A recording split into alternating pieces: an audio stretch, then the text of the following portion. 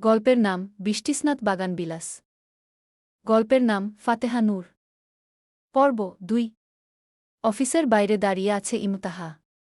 প্রথম দিন তাই উত্তেজিত হয়ে তাড়াতাড়ি চলে এসেছে। তাকে এই চাকরিটা বাঁচতেই হবে, যে কোনো মূল্য। ইমতাহা বিশাল অফিসের সামনে এইগুলো ভাবছিল, তখনই বিকট শব্দে তার ফোন কেঁপে উঠল। আনসেভ করা নম্বর দেখে ভ্রু কুঁচকে কিছুক্ষণ তাকিয়ে রিসিভ করে কানে নিয়ে বলল, আসসালামু আলাইকুম। কে? হ্যালো মিস ইমতাহা, আপনি কোথায়? ইমতাহা কণ্ঠটা শুনে বুঝতে পারল, এটা সেই গোমরামুখ, গম্ভীর আর অভদ্র লোকটা। সালামের উত্তর দিল না। নিজেকে সামলে নরম কণ্ঠে বলল, স্যার আমি তো অফিসে চলে এসেছি। অফিসে মানে? আপনি বুঝতে পারিনি। ওকে, পার্সোনাল সেক্রেটারি, আপনাকে সর্বপ্রথম আমাকে বাড়ি থেকে রিসিভ করে নিয়ে যেতে হবে অফিসে। তারপরে আবার অফিস থেকে বাড়িতে দিয়ে আসতে হবে। ইমতাহা থমকে গেল। এক মুহূর্তের জন্য মনে হল সে ভুল শুনেছে। কানে ফোন চেপে ধরে অস্ফুট স্বরে বলল, জি স্যার। কিন্তু এটা তো আমার জব ডেসক্রিপশনে ছিল না। আমি তো জানি আমার কাজ শুধু আপনার অফিসিয়াল শিডিউল আর ফাইল মেইনটেইন করা। মেহরাজের কণ্ঠস্বর আরও গম্ভীর হয়ে এল। মিস ইমতাহা, আপনাকে মনে করিয়ে দিই, আপনি আমার পার্সোনাল সেক্রেটারি। আর আপনার বসের সুবিধা অসুবিধা দেখাটাও আপনার ডিউটির মধ্যে পড়ে। এখন কথা বাড়িয়ে সময় নষ্ট করবেন না। ঠিকানা দিচ্ছি, এখন ১০ মিনিটের মধ্যে গেটের সামনে চলে আসুন। দেরি হলে আপনার স্যালারি থেকে কিন্তু ফাইন করা হবে। ইমতাহা চুপ থাকল। এক মুহূর্ত পর আবার মেহরাজের কণ্ঠ শুনতে পেল, আমার কোনো মা বোন নেই। তবে আমি মেয়েদের রেসপেক্ট করতে পারি। আমার বাবা দেশের বাইরে আছে। বাড়িতে আমি কয়েকজন মেইড, আর আমার ছোট ভাই আছে।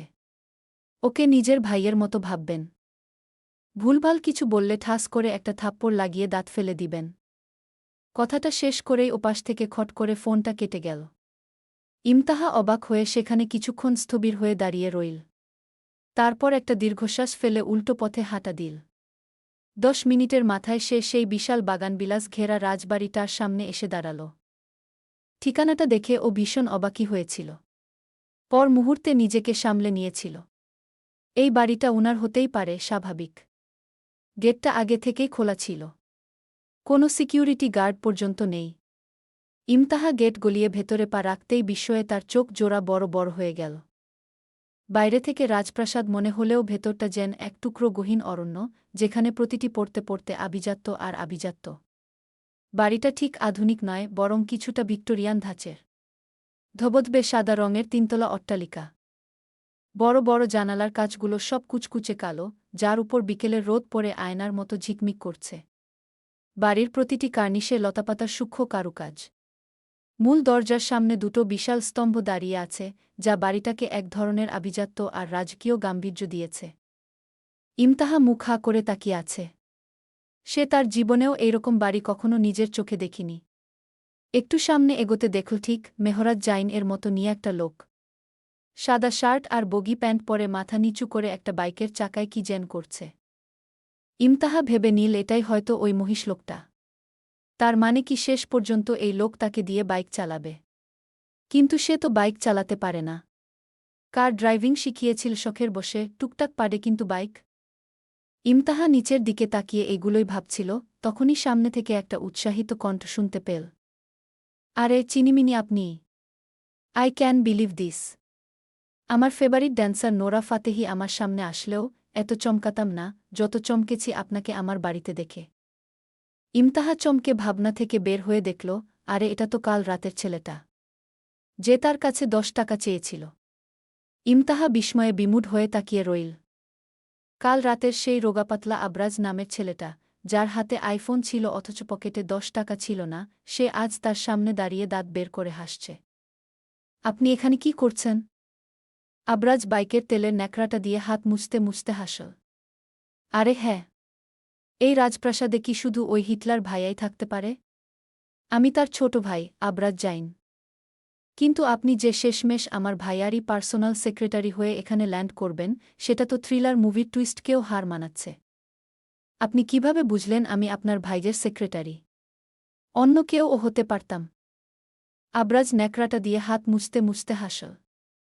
একটা পা বাইকের প্যাডেলে রেখে সে বেশ আয়েশ করে দাঁড়াল। তার চোখে মুখে সেই চিরচেনা দুষ্টুমি। আরে মিস চিনিমিনি। মেহরাজ জাইন ওরফে আমার পরম শ্রদ্ধে হিটলার ভাইয়া গত ৩ বছরে কোনো সেক্রেটারি টেকেনি। আর কাল রাত থেকে তার যে তৎপরতা দেখছি, অফিসের এইচআরকে ফোন করে ধমকাচ্ছে, নতুন অ্যাপয়েন্টমেন্ট লেটার রেডি রাখছে। তার মানে তার ১১০ নম্বর সেক্রেটারি হয়েছে। আর সব থেকে বড় কথা, আমাদের বাসায় ইনভাইট ছাড়া কেউ আসতে পারে না। ইমতাহা আবরাজের কথা শুনে কিছুটা হতভম্ব হয়ে গেল। আবরাজ যেন সবকিছুই নখদর্পণে রেখেছে। সে একটু আমতা আমতা করে বলল, ইনভাইট ছাড়া আসা যায় না মানে? আমি তো জাস্ট উনার হুকুম পালন করতে এসেছি। আর আপনি যেভাবে বলছেন, মনে হচ্ছে আমি কোনো যুদ্ধের ময়দানে পা দিয়েছি। আবরাজ হাসতে হাসতে বলল, যুদ্ধের ময়দানও বলতে পারো। একবার এই সোসাইটির কিছু বাচ্চা কাচ্চা ভুল করে খেলতে খেলতে গেট দিয়ে ঢুকে আমাদের বাগান বিলাস গাছটা নষ্ট করে দিয়েছিল। সেই দিন ভাইয়ের কি রাগ! যদি তুমি দেখতে। আমার তো প্যান্ট ভিজে গিয়েছিল। সত্যিই প্যান্ট ভিজে গিয়েছিল। আবরাজের মুখটা শুকিয়ে একটুখানি হয়ে গেল। ইমতাহা হাসছে। ইমতাহার হাসি দেখে আবরাজ কাচুমাচু হয়ে গেল। স্মার্ট সাজা ছেলেটা মুহূর্তেই এক চিমটি লজ্জিত ছোট ভাই হয়ে গেল। ঢোক গিলে সে এদিক ওদিক তাকিয়ে ফিসফিসিয়ে বলল, আরে না না, ওটা তো কথার কথা। মানে ভয়ে প্যান্ট ভেজার মতো অবস্থা হয়েছিল আর কি। ভাইয়া রেগে গেলে যা হয়। আপনি বরং হাসি থামান, নয়তো ভাইয়া দেখলে ওই হাসি আপনার মুখেই ফ্রিজ হয়ে যাবে। ইমতাহা হাসি থামিয়ে নিজেকে গম্ভীর করার চেষ্টা করল।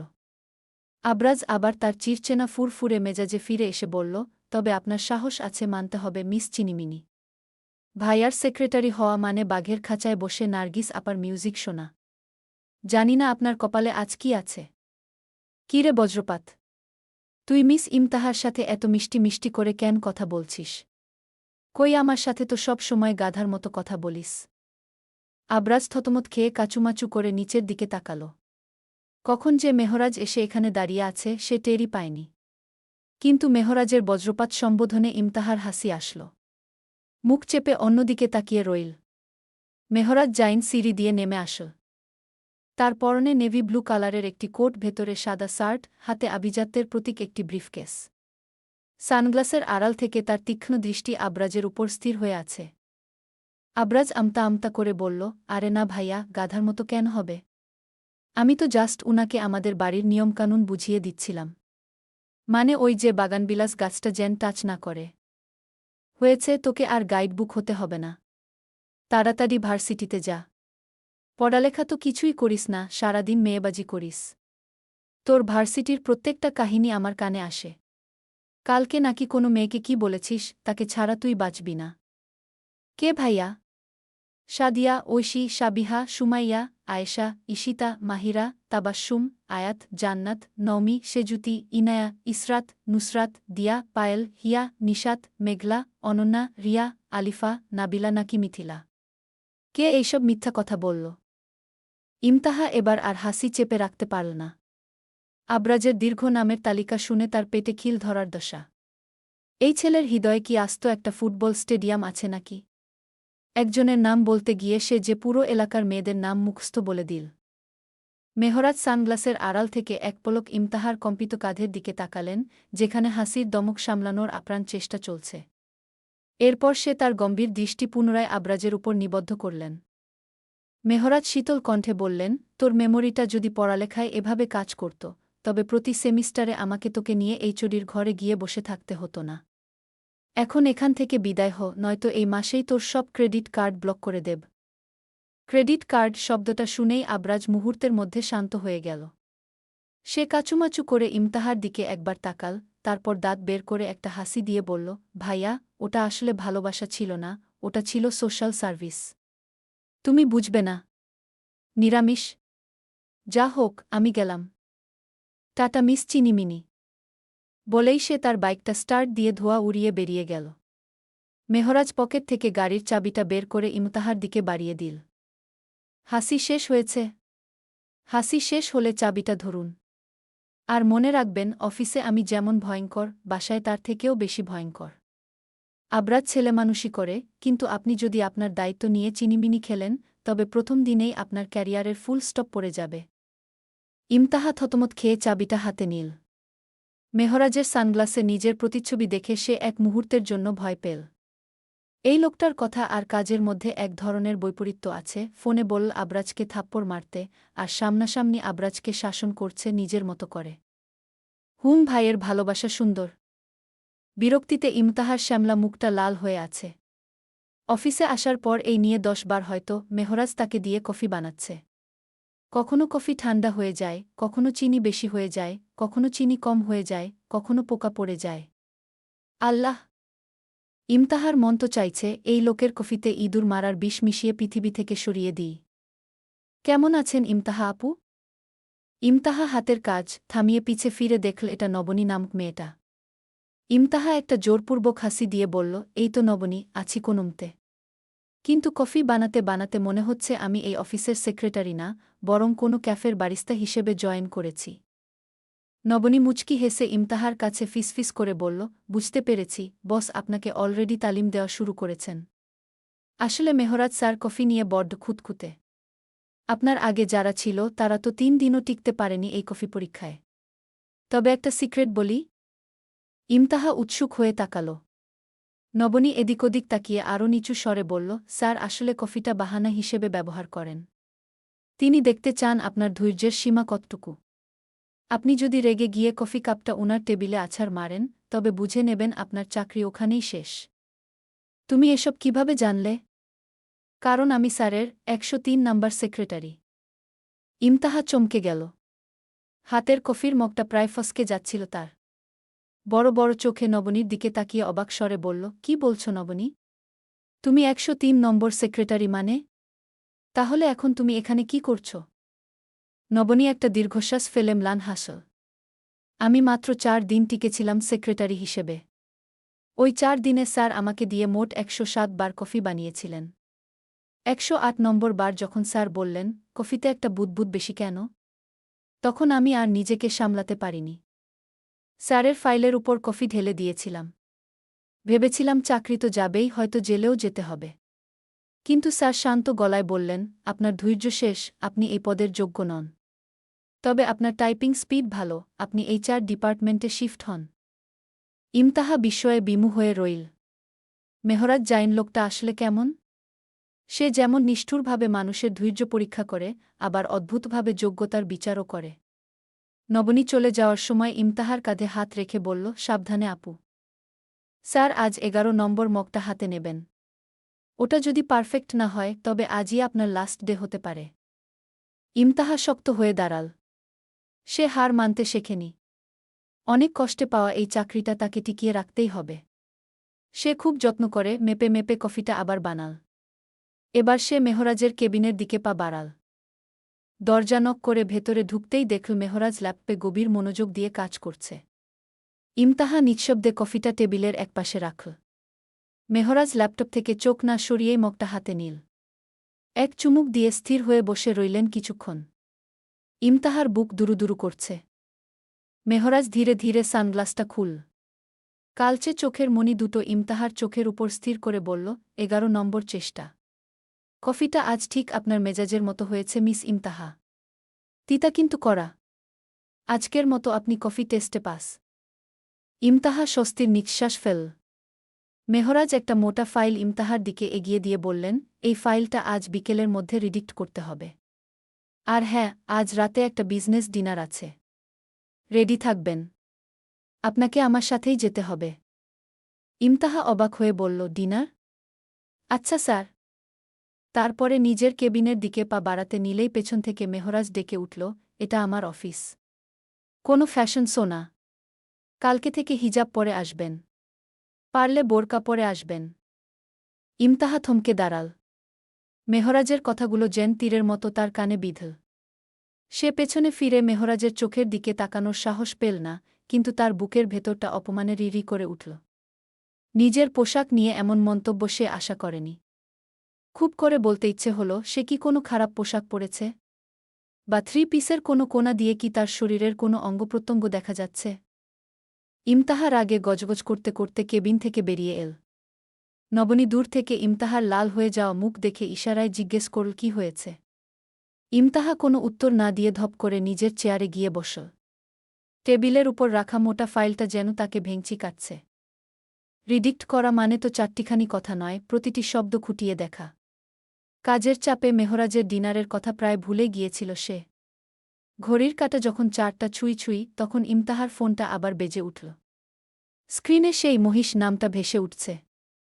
মেহরাজের কেবিন থেকে বের হয়েই সে এই নামটা সেভ করেছে। রিসিভ করতেই ওপাশ থেকে সেই গম্ভীর স্বর, ফাইলটা কি রেডি? আমার কেবিনে নিয়ে আসুন। আর মনে রাখবেন 5টার 1 মিনিট পরে যেন আমাকে নিচে দাঁড়িয়ে থাকতে না হয়। ইমতাহা দাঁতে দাঁত চেপে বলল, আসছি স্যার। ইমতাহা কেবিনে গিয়ে দেখে মেহরাজ চেয়ার থেকে দাঁড়িয়ে বুকশেলফ এর কাছে ইয়াবর্থায় গ্লাসের সামনে দাঁড়িয়ে আছে পকেটে হাত দিয়ে। ইমতাহা থ্রিপিসের সাথে থাকা জর্জেট ওড়নাটা মাথায় ঘোমটার মতো দিয়ে রেখেছে যাতে তার চুল দেখা না যায়। সে ঠিক করেছে কালকে থেকে বোরকা পরেই আসবে। মেহরাজের কথাটা সঠিক, এইভাবে চলাফেরা উচিত না, তবে সুন্দর করে বললেই পারত। মেহরাজ কাচের জানালার প্রতিফলনে ইমতাহাকে দেখল। মাথায় ঘোমটা দেওয়ায় ইমতাহার শ্যামলা মুখটা যেন আরও মায়াবী হয়ে উঠেছে, তবে সেই মুখে এখন জমাটবদ্ধ মেঘের মতো রাগ। মেহরাজ পেছন না ফিরেই নিচু স্বরে বলল, ঘোমটা দিতে বলেছি বলে যে মুখটা হাড়ির মতো করে রাখতে হবে এমন কোনো নিয়ম আমার কোম্পানিতে নেই মিস ইমতাহা। ইমতাহা এবার আর নিজেকে সামলাতে পারল না।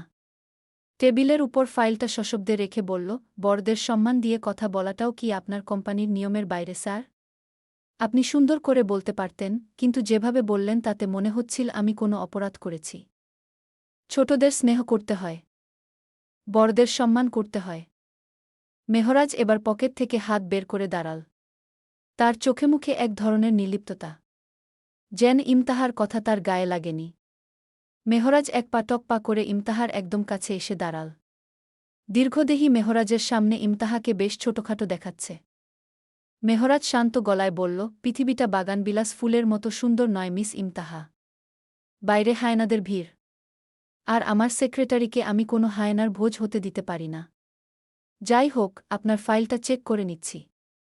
আপনি নিচে গিয়ে গাড়িতে বসুন, আমার অপেক্ষা করুন। ইমতাহা যতক্ষণ না দরজা দিয়ে বাইরে চলে গেল ততক্ষণ মেহরাজ একদৃষ্টিতে তার দিকে তাকিয়ে রইল। পর মুহূর্তে একটা দীর্ঘশ্বাস ফেলে ফাইলটা নিয়ে চেয়ারে বসল। হাত দিয়ে কপাল ঘষে ভাবল, সে তার ২৬ বছরের জীবনে এরকম ঘাট তেরা মেয়ে কখনোই দেখেনি। মেয়েরা হবে ফুলের পাপড়ির ন্যায় কোমল, মিষ্টি, চুপচাপ, ন্যাকা হবে। কিন্তু এই মেয়ে তো তার উল্টো, পুরা মহিলা মার্কা। রাত ৮টা হবে হয়ত। ইমতাহা মেহরাজদের বাড়ির ড্রয়িংরুমে বসে আছে। তার সাথে আবরাজ নামক বকবক বসে আছে। সেও তাদের সাথে ডিনারে যাবে। ছেলেটা যেন কথার এক চলন্ত মেশিন। আবরাজ তার ফোনের স্ক্রিন থেকে মুখ তুলে ইমতাহার দিকে তাকিয়ে বলল, চিনিমিনি আপু, আপনি কি জানেন হিটলার ভাইয়া আজ আপনাকে ডিনারে নেওয়ার জন্য স্পেশাল অর্ডার দিয়েছে? আসলে ভাইয়া তো কাউকেই ডিনারের সাথে নেয় না। তার সেক্রেটারি মানে তো তার কাছে একটা রোবট। আপনি নিশ্চয়ই কোনো জাদু জানেন। ইমতাহা বিরক্ত হবে নাকি হাসবে বুঝতে পারল না। সে শুকনো গলায় বলল, জাদু নয় আবরাজ, হয়তো উনি চাচ্ছেন আমি আরও বেশি কাজ করি। ডিনারের বাহানায় নিশ্চয়ই কাজ করে মারবেন। আবরাজ ভ্রু কুঁচকে নিল। এই মেয়েটা সব সময় এত মহিলা মার্কা কথা কেন বলে? তার মতো মজামস্তি ও তো করতে পারে। তার লাইফে কোনো প্যারা নাই, চিল। 6-7 সাবজেক্টে ফেল করেও পাস হয়ে যাচ্ছে। আবরাজ কথা কাটাতে বলল, আজ আপনাকে অনেক সুন্দর লাগছে। আপনাকে দেখে একটা কবিতার কথা মনে পড়ল, বলবো? বলেন। না করলেও তো বলবেনই।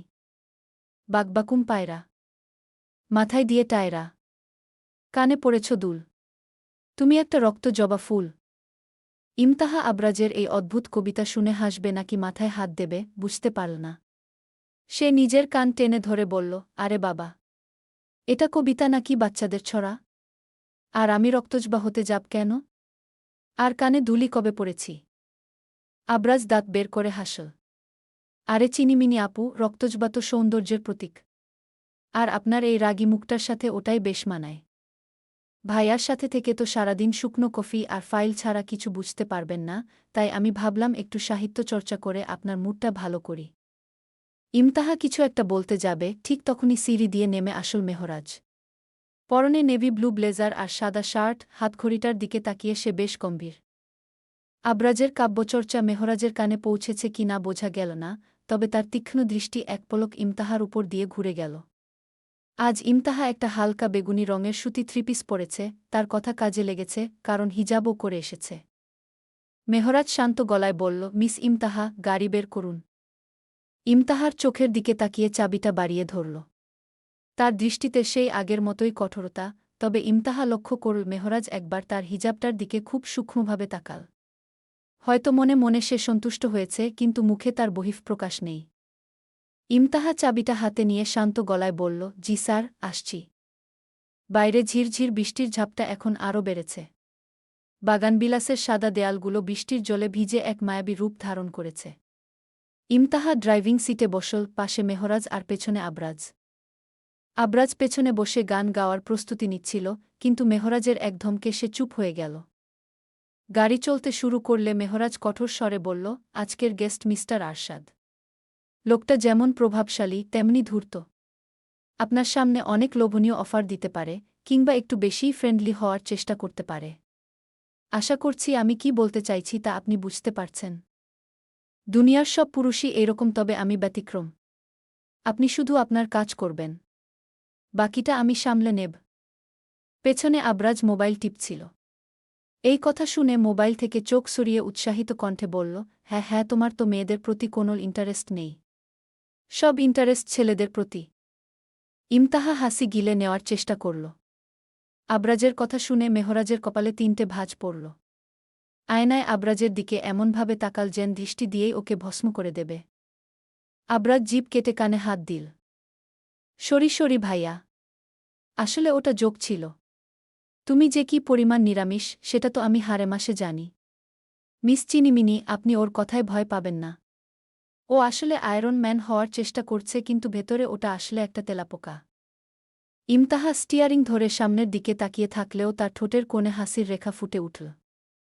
মেহরাজ শান্ত কিন্তু গম্ভীর গলায় বলল, বজ্রপাত, তোকে যদি আরেকবার উল্টোপাল্টা কথা বলতে শুনি, তবে গাড়ির দরজা খুলে মাঝরাস্তায় এই বৃষ্টির মধ্যে তোর পাছায় লাত্তি মেরে গাড়ি থেকে ফেলে দিব। আবরাজ মুখে কাল্পনিক তালা মারার ভঙ্গি করে সিটে লেপ্টে বসে রইল। সে জানে মেহরাজ জাইন যা বলে তা করার ক্ষমতা রাখে। বিশেষ করে মেহরাজের মেজাজ এখন যে পর্যায়ে আছে, সেখান থেকে মাঝরাস্তায় নেমে বৃষ্টির মধ্যে ভেজা মোটেও সুখকর হবে না। তাদের গাড়িটা রেনেসা ঢাকা গুলশান হোটেলের সামনে এসে থামল। হোটেলের ঝকঝকে আলোকসজ্জা আর বৃষ্টির ঝাপটা মিলে এক অন্যরকম পরিবেশ তৈরি হয়েছে। ইমতাহা গাড়ি পার্ক করে নামার প্রস্তুতি নিতেই মেহরাজ গম্ভীর গলায় বলল, আপনি আর আবরাজ আগে ভেতরে যান, আমি আসছি। ইমতাহা আর আবরাজ হোটেলের বিশাল কাচের দরজা ঠেলে ভেতরে পা রাখতেই এসি ঠান্ডা বাতাস তাদের শরীর ছুঁয়ে গেল। আবরাজ নিজের কোটটা একটু টেনে ঠিকঠাক করে নিয়ে ফিসফিস করে বলল, চিনিমিনি আপু, দেখলে তো, ভাইয়ার ডিকশনারিতে দয়ামায়া বলে কিছু নেই। তবে আপনার সামনে আজ নিজেকে বড় বডিগার্ড প্রমাণ করতে চাইছে বলেই মনে হচ্ছে। হিটলার তো তাই একটু বেশিই ডোমিনেট করার স্বভাব। ইমতাহা বাঁকা চোখে একবার আবরাজের দিকে তাকাল। নিজের আপন ভাইয়ের ব্যাপারে কিভাবে বদনাম করা যায় তা এই ছেলে থেকে শেখা উচিত। মিনিট 3 মধ্যে মেহরাজ ভেতরে এল। তার চুলগুলো বৃষ্টির ঝাপটায় কিছুটা ভিজে কপালে লেপ্টে আছে, যা তার গম্ভীর মুখে এক অদ্ভুত আভিজাত্য যোগ করেছে। তারা যখন মিস্টার আরশাদের বুক করা টেবিলের কাছে পৌঁছাল, তখন একটা মেয়ে এসে হুট করে মেহরাজকে জড়িয়ে ধরল। ইমতাহা আর আবরাজ দুজনেই যেন পাথরের মূর্তির মতো স্থির হয়ে গেল। আরশাদ সাহেবের সাথে থাকা এক সুন্দরী তরুণী, পরনে আধুনিক ওয়েস্টার্ন পোশাক, সে হুট করেই মেহরাজকে জড়িয়ে ধরেছে। ইমতাহার হাতের ডায়েরিটা প্রায় ফসকে যাচ্ছিল। সে দ্রুত দৃষ্টি সরিয়ে নিল। কেন জানি বুকের ভেতরটা একটা অজানা অস্বস্তিতে মোচড় দিয়ে উঠল। মেহরাজ মুহূর্তের মধ্যে নিজেকে ছাড়িয়ে নিয়ে 2 পা পিছিয়ে এল। তার চেহারায় বিরক্তি আর ক্রোধের এক সংমিশ্রণ। মেয়েটি খিলখিল করে হেসে উঠল। ওহ মেহরাজ, সেই আগের মতোই আছ, একদম আনরোমান্টিক আর কাঠখোট্টা। 4 বছর পর প্যারিস থেকে ফিরলাম, একটা ওয়েলকাম হাগও কি পাওনা ছিল না? মেহরাজ দাঁতে দাঁত চেপে বলল, শায়লা, এটা পাবলিক প্লেস, আর আমি তোমার কোনো পুরনো ইয়ারি নই। নিজের লিমিটটা ক্রস করো না। আবরাজ পেছনে ফিসফিস করে ইমতাহার কানে বলল, চিনিমিনি আপু, কেল্লাফতে। ইনি হলেন লায়লা, থুক্কু শায়লা খালা, ভাইয়ার এক্সগার্লফ্রেন্ড। মানে ভাইয়া রিলেশনে ছিল কি না জানি না, তবে শায়লা আপু ভাইয়াকে পাওয়ার জন্য সেই আমলে বিষ খাওয়ার হুমকি পর্যন্ত দিয়েছিল। আজকে রাতে ডিনারে তো শুধু বৃষ্টি না, মনে হচ্ছে অ্যাসিড বৃষ্টি হবে। মিস্টার আরশাদ এগিয়ে এলেন। শায়লার মাথায় হাত রেখে মেহরাজের দিকে তাকিয়ে বললেন, রাগ করো না মেহরাজ। শায়লা আমার ভাগ্নি, তোমার কথা শুনেই ও বায়না ধরল আজ দেখা করবে। আসো, বসা যাক। তারপরে উনি একবার ইমতাহার দিকে তীক্ষ্ণ চোখে তাকিয়ে মেহরাজকে বলল, নিউ অ্যাসিস্ট্যান্ট নাকি? সুন্দর তো? শায়লা এবার ইমতাহার দিকে নজর দিল। ঠোঁট বাঁকিয়ে হেসে জোর করে মেহরাজের হাত ধরে ইমতাহার সামনে গিয়ে দাঁত বের করে হেসে বলল, হাই মিস। আমি Shaila Sheikh Zain, the wife of Mehraj Zain. Hi Mrs Zain. I'm Princess Diana Frances Spencer. Imtahar চটচলদি উত্তর শুনে শায়লার মুখের হাসিটা যেন মুহূর্তে উবে গেল। অপমানে থমথমে হয়ে গেল। ড্রয়িংরুমে 1 সেকেন্ডের জন্য পিনপতন নীরবতা নেমে এল। আবরাজ পাশ থেকে নিজের মুখ চেপে হাসতে হাসতে প্রায় সোফার নিচে পড়ে যাওয়ার দশা। সে মনে মনে ভাবল, চিনিমিনি আপু তো দেখি জানত আগ্নেয়গিরি। ভাইয়াকে যদি হিটলার বলি, ইনি তো দেখি হিটলারের মা। শায়লা চোখ বড় বড় করে তাকিয়ে আছে। সে কল্পনাও করতে পারেনি এই সাধারণ ড্রেস আর হিজাব পরা মেয়েটা তাকে এমনভাবে পাল্টা উত্তর দেবে। মেহরাজও কিছুটা ভ্যাবাচ্চাকা খেয়ে গেল। সে একবার ইমতাহার শান্ত মুখের দিকে তাকাল, যেখানে কোনো ভয়ের লেশমাত্র নেই। মেহরাজ এবার পরিস্থিতি সামলাতে কঠোর গলায় শায়লার হাতটা নিজের হাত থেকে ঝটকা দিয়ে সরিয়ে দিয়ে বলল, শায়লা, ফালতু জোক বন্ধ করো। আর আরশাদ সাহেব, আমার সেক্রেটারি, তার কাজের বাইরে অন্য কোনো পরিচয়ে পরিচিত হতে পছন্দ করেন না। উনি কি সুন্দর না কি কুৎসিত সেটা নিয়ে আলোচনার করার জন্য আমরা এখানে আসিনি। শায়লা অপমানিত বোধ করল। মুখ বাঁকিয়ে বলল, খ্যাত অ্যাসিস্ট্যান্ট বানিয়েছ? 100 টাকার টি-শার্ট পরা মেয়ে 5000 টাকার বোরকা পরা মেয়েকে খ্যাতি বলে? স্বাভাবিক। ইমতাহার এই তীক্ষ্ণ পাল্টাপাল্টি জবাবে শায়লার চেহারার রং কয়েক দফায় পরিবর্তন হল। রেস্টুরেন্টের আভিজাত্য ঘেরা পরিবেশে শায়লা ভাবতেই পারেনি একজন সেক্রেটারি তাকে এভাবে তার পোশাকের দাম তুলে খোঁচা দেবে। আরশাদ সাহেবও কিছুটা নড়েচড়ে বসলেন। আবরাজ এবার আর নিজেকে সামলাতে পারল না, সশব্দে হেসে উঠল। মেহরাজ এক পলক ইমতাহার দিকে তাকাল। তার চোখে এক মুহূর্তের জন্য বিস্ময় আর মুগ্ধতা দেখা দিলেও পরক্ষণেই তা চাপা পড়ে গেল গাম্ভীর্যের আড়ালে। সে শায়লার দিকে শীতল চোখে তাকিয়ে বলল, কারো শালীনতা যদি তোমার চোখে খ্যাত মনে হয় শায়লা, তবে সেটা তোমার দৃষ্টিভঙ্গির সমস্যা। এখন নাটক বন্ধ করো। আরশাদ সাহেব, বিজনেস ডিলটা শেষ করি চলুন। পুরো ডিনার জুড়ে শায়লা মেহরাজের পাশে বসে তাকে নানাভাবে ডিস্টার্ব করার চেষ্টা করল। কখনো তার প্লেটে খাবার তুলে দিচ্ছে, কখনো পুরনো স্মৃতি মনে করিয়ে দেওয়ার বাহানায় মেহরাজের বাহু স্পর্শ করছে। মেহরাজ চরম বিরক্তিতে বারবার তার হাত সরিয়ে দিচ্ছিল। ইমতাহা খাবার সামনে থাকলেও ঠিকমতো খেতে পারছিল না। কেন জানি না, শায়লার ওই অধিকার নিয়ে মেহরাজের কাছে আসাটা তার ভেতরে একটা অজানা অস্বস্তি তৈরি করছিল। মিস্টার আরশাদ ইমতাহার ডায়েরির দিকে তাকিয়ে বললেন, মিস ইমতাহা, আপনার নোট নেওয়া শেষ হলে ফাইলটা আমাকে একটু দেখান তো। ইমতাহা ফাইলটা এগিয়ে দিতেই আরশাদ সাহেব কৌশলে ইমতাহার আঙুল স্পর্শ করার চেষ্টা করলেন। মেহরাজ সেটা লক্ষ্য করা মাত্রই নিজের গ্লাসের পানিটা হুট করে টেবিলের উপাশে থাকা আরশাদের ফাইলের উপর কিছুটা ঢেলে দিল। Oh sorry! হাত ফসকে গেল। মেহরাজ শান্ত গলায় বলল, কিন্তু তার চোখের চাহনি ছিল তীরের মতো তীক্ষ্ণ। আরশাদ সাহেব আমতা আমতা করে সরে বসল। ডিনার শেষে হোটেল থেকে বের হওয়ার সময় বৃষ্টি আরও উন্মাদ হয়ে উঠেছে। শায়লা আবার মেহরাজের কাছে এসে আদুরে গলায় বলল, মেহরাজ, বেবি, আমার ড্রাইভার আজ আসেনি। তুমি কি আমায় ড্রপ করবে প্লিজ? এই বৃষ্টিতে একা যেতে ভয় লাগছে। মোখলেস। মেহরাজের ডাক শুনে একটা কালো মিচমিচে দেখতে বডস লোক দৌড়ে আসল। মেহরাজ তার দিকে গাড়ির চাবি বাড়িয়ে দিয়ে শান্ত স্বরে বলল, আমার লাইলা বেবিকে তার বাড়িতে দিয়ে এসো। আর অবশ্যই কোলে করে তার বেডরুমে নামিয়ে দিয়ে আসবে।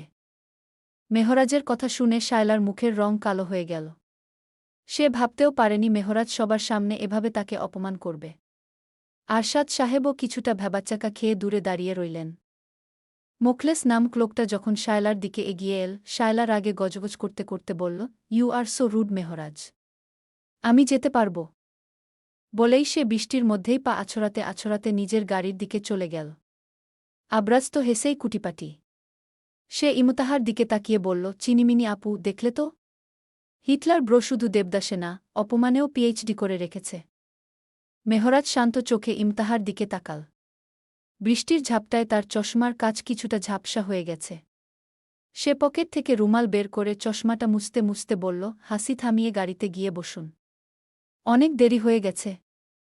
ইমতাহা এবার ড্রাইভিং সিটে বসতে গিয়েও থমকে দাঁড়াল। মেহরাজ নিজেই ড্রাইভিং সিটের দরজা খুলে বসল এবং ইমতাহার দিকে তাকিয়ে বলল, বৃষ্টি বেশি, এখন ড্রাইভ আমি করব। আপনি আর বজ্রপাত পেছনে বসুন। পেছনে বসার পর ইমতাহা জানালার বাইরে তাকিয়ে রইল। গাড়ির ভেতরে পিনপতন নীরবতা। শুধু চাকার নিচে বৃষ্টির জল ছিটে যাওয়ার শব্দ আসছে। হঠাৎ মেহরাজ আয়নায় ইমতাহার প্রতিচ্ছবি দেখে খুব নিচু স্বরে বলল, মিস ইমতাহা, রেস্টুরেন্টে আপনি শায়লার সাথে যেভাবে কথা বলেছেন সেটা আপনার প্রফেশনালিজমের বাইরে ছিল। ইমতাহা একটু চটে গিয়ে বলল, উনিও তো আমাকে অপমান করছিলেন স্যার। আমি জানি, কিন্তু আমার হয়ে উত্তর দেওয়ার জন্য আমি একাই যথেষ্ট। আমি একাই এইসব মেয়ের সাথে কিভাবে কথা বলতে হয় সেটা আমি জানি। আমার কোনো বাচ্চার প্রোটেকশন লাগবে না। আমি নিজেই নিজেকে প্রোটেক্ট করতে পারি। আপনি কি ইনডাইরেক্টলি আমার বয়স নিয়ে কিছু বললেন? মেহরাজের প্রশ্নটা শুনে ইমতাহা একটু থতমত খেয়ে গেল। লোকটার ধরার হাত তো মারাত্মক। সে তো নিজেকে স্বাবলম্বী বোঝাতে চেয়েছিল, কিন্তু মেহরাজ সেটাকে বয়সের খোঁচা হিসেবে ধরে নিয়েছে।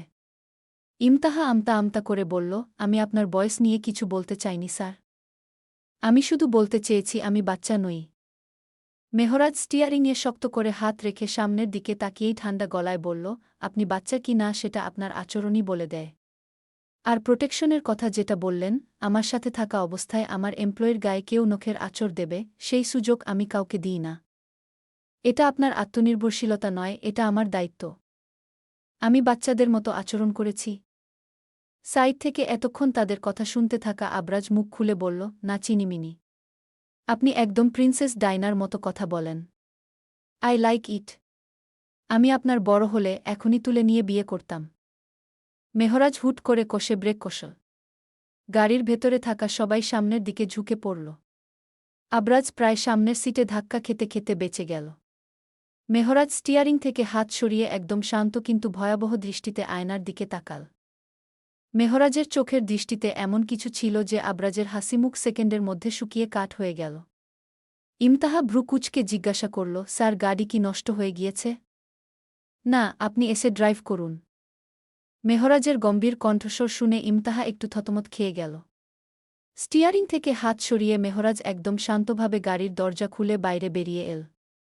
ঝুম বৃষ্টিতে কয়েক সেকেন্ডের মধ্যেই তার দামি নেভি ব্লু ব্লেজারটা ভিজে কালচে রং ধারণ করল। সে পেছনের দরজার সামনে গিয়ে দাঁড়াল। ইমতাহা তাড়াতাড়ি দরজা খুলে ড্রাইভিং সিটে গিয়ে বসল। আজকে তার জ্বর আসবে সে নিশ্চিত। মেহরাজ ভিজে একাকার হয়ে পেছনের সিটে আবরাজের পাশে গিয়ে বসল। আবরাজ তো ভয়ে কোণঠাসা হয়ে আছে। সে জানে এই হিটলার তাকে মারতে এসেছে।